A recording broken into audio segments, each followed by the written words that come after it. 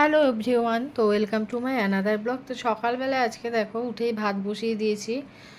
উচ্ছে সেদ্ধ দিয়ে ভাত বসিয়ে দিয়েছি, এদিকে চায়ের দুধটাও বসিয়ে দিয়েছি, লিকার চাও হয়ে গেছে।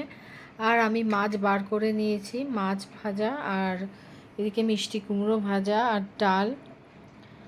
তো এগুলো করেই ছেলেকে আগে তাড়াতাড়ি করে দিয়ে দেব। তো আমি মানে তাড়াহুড়োতে ডাল কিন্তু একবারে ফোড়ন দিয়ে প্রেসারে করে নিই। তো ডালটা আমি জিরে, তেজপাতা আর শুকনো লঙ্কা ফোড়ন দিয়ে দিলাম, জল দিয়ে দিলাম, এবার ডালগুলো ছেড়ে দেব। আর খুব বেশি কিন্তু এই ডালে কিছু আর দেব না। আর ডালটা তো মানে সিটি পড়লেই ডাল হয়ে গেল, চাটাও হয়ে গেছে, ডালের সিটিও পড়ে গেছে। এবার ওকে চাটাও দিয়ে দিলাম।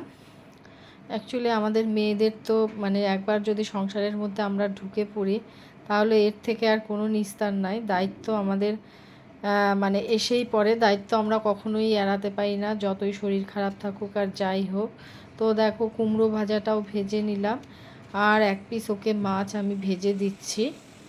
ভাতটাও হয়ে গেছে,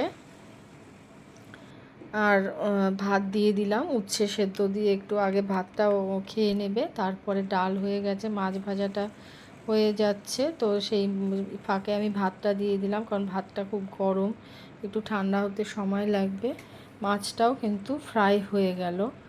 তো সকালে অ্যাকচুয়ালি এক এক দিন এক এক রকম দিই, তো তাড়াহুড়োতে যেটা শর্টকাট হয়ে যায়, তো সেটাই চেষ্টা করি যে যত তাড়াতাড়ি মানে খুব তাড়াতাড়ি থাকে সকালের দিকটা, এবার যতটা সম্ভব করে দেওয়ার চেষ্টা করি।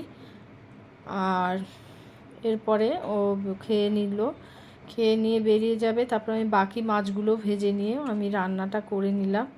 একটু মাছের গ্রেভি মানে শুকনো শুকনো একটু পেঁয়াজ দিয়ে মাছটা করে নিলাম, ঝোল রাখিনি।